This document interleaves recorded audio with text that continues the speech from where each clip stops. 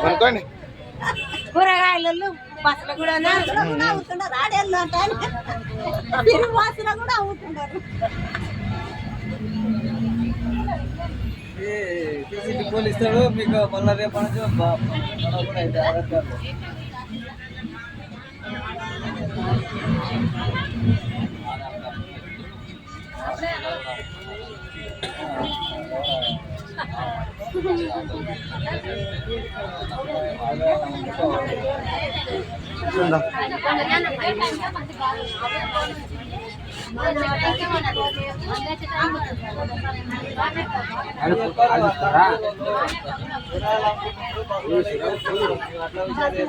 బస్సులో డిపోలో పెడతాడా సారు లేదు వేసిన